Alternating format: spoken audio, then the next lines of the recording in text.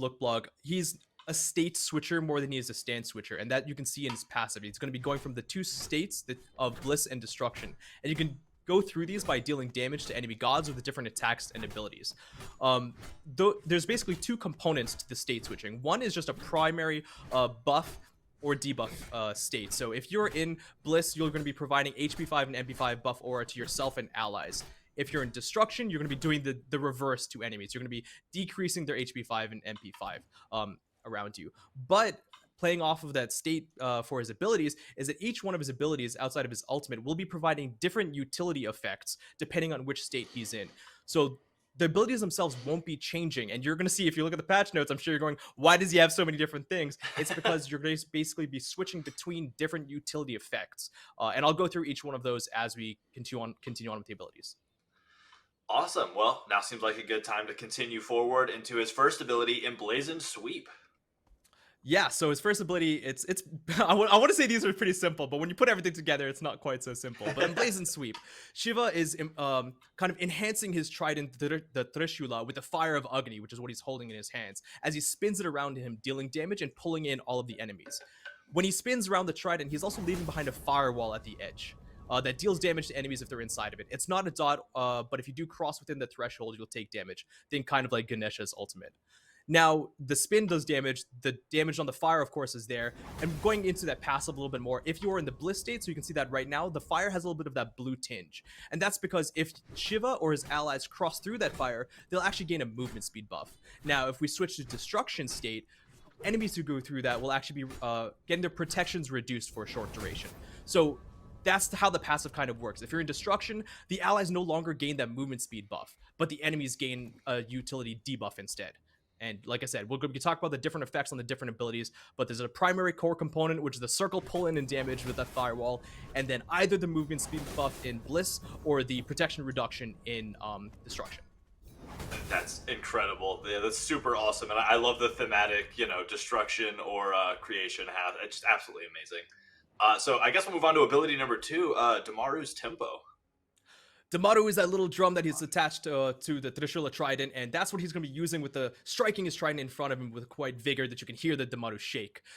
So what's happening here is you can actually see there's a segmented cone where you can choose which part of that cone you want to have the a knockup, really, the enhanced effect, which is the knockup. The damage is going to be going in throughout the cone. The knockup will also be hitting depending on which segment you choose, and those are the core components of the ability. The damage and the knockup will always happen. Now, for the states, if you're going to be in the Bliss state, it's an attack speed buff, always for Shiva, so you don't have to worry about it. He'll be gaining that. You can see the little buff that he gains in the tooltip icon, as well as allies. Again, if you actually are using this through enemies and through allies, they'll be gaining an attack speed buff as well. It doesn't matter. The segmentation is only there for the knockup. If he's in the destruction state, it's going to be an attack speed debuff instead. So nothing positive for your allies, but for your enemies, they're going to be hitting with that damage and going to be hit with that attack speed debuff. That is a lot of awesome. discussion came up with this one in the blog post. This was the ability I was referring to about the unique cone targeter, where we have had cone targeters with a segment. Actually, we had Atlas, but this one actually has a manual selection of which segment you want to do the bonus effect in, which is a very new effect, and has a very unique skill shot element to it that feels natural and you hit it a lot. But if you do get lazy or are careless or you're trying to hit multiple targets, you might make a mistake and have to pay attention more. Yep. So when it does have a little bit of a time before when you select and you've locked in the segment versus when it actually fires. There is that pre-fire target you can see which locks in that segment, so you can continue casting and knowing where the knockup is going to be. But just keep that in mind. Also, as you guys can already tell, Shiva has quite a bit of CC in control. It's mostly between these two abilities. There's less CC in the rest of his kit, but these are primarily very important. And now, again, I'm getting a little bit ahead of myself, but if you're playing against a Shiva on lane, maybe a Stone of Gaia to try and sustain back from some of these knockouts. Of course. And I just want to comment on something that I think I noticed while we were showing off that last ability. If I'm correct, Shiva is one of the few people that has a non-combat animation. So an animation that only plays if you're out of combat. Is that correct? That is. It's a feature that a lot of gods have, but a few within the last few years did not. It's something that essentially what it does is when the god is just idling like this, they will have a different idle than if they had just recently attacked. They would also have a different run and jump. So it's quite a few animations. It's a lot of the movement, jumping, the movement, the jumping, and movement, and smite includes 8-way runs, which is a lot of different directions. So there's a lot of extra things there. So it is a very expensive additional ad, but it's something that we've seen a lot of feedback for, and we are going to be attempting to bring back on as many future gods as we can. So much shout out to the animation team and for their planning and their work to get this on Shiva and make this god feel as special as he deserves to be. I couldn't agree more. This does not refer to dances, emotes, or special emotes. That's a completely different system. This is a much more subtle system of animation that adds additional kind of flavor and personality to the god while you're playing them. Mm-hmm. Yeah, and I mean, I totally just saw that as we were talking about it and watching them transform from that the after attack or post attack animation, and then just all of these movements just are so fluent and had so much character in life. It's just so enjoyable to watch. So super cool. Sorry to interrupt. I just fell in love with that. So next up we have ability number 3, and that's Pillar of Dawn. So let's talk about the Pillar of Dawn. Yeah, the Pillar of Dawn. So Shiva chooses a selection mechanism. So it's kind of like 2 separate dashes in a way. So you can choose a location where you're going to dash into, and you can choose that can be a short area, as you can see there. You can change the range on it. And Shiva dashes to that to the pillar, becoming CC immune and taking reduced damage while he's inside there, as well as pulsing kind of an aura effect. And then you can dash out again.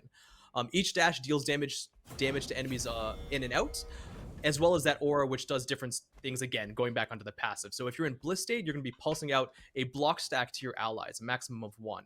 But Shiva himself, at the end of the duration of the pillar, will actually be accumulating block stacks. So he'll gain up to 3 when he leaves, and you can see that as the orbs floating around him. If you're in just the destruction state, we kept this one a lot more simple. It's just going to be pulsing damage around him in that pillar.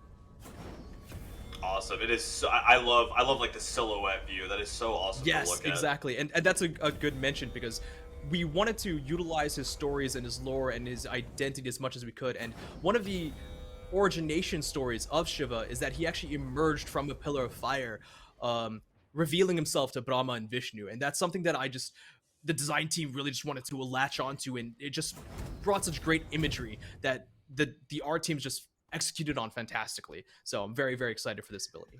I couldn't agree more. A beautiful implementation. I think it looks absolutely stunning. So now we are on to the ultimate, which I'm super excited for, and this one is called Shiva Tandava. Yes, that's right. So one of the things that I didn't mention is that Shiva, as the many different things, as the primary yogi, is the creator and destroyer. He's also a lord of dance, and that's something that he utilizes the Tandava to kind of destroy the world, but also in just many different stories to do many different things. But this is it. This is his ultimate dance, and quite literally. So in the Shiva Tandava, Shiva's CC immune for 6 seconds doing his dance, and there's up to 4 different steps that are always happening on the 1.5 second beats. In the first step, so also, I guess, before I get ahead of myself, you can see his buff, his ability icons change to the 3 different steps, and you can choose which one you're going to be going into next. So no matter what, there's always going to be the step that is performed at the 1.5 second beat, but you can choose an interchange between them. The first one is a heal for himself and allies, as well as a soft mana restore. The second one is the amplification step, where it does a little bit of damage, a little bit of healing, but also amplifies the radius and the effects of the next step that is performed. So you can see here the radius actually gets bigger. The third one is a damage to enemies, as well as a shield reduction to enemies. So you can choose which order of dances, and I mean, again, the art team just did such a fantastic job, whether it's between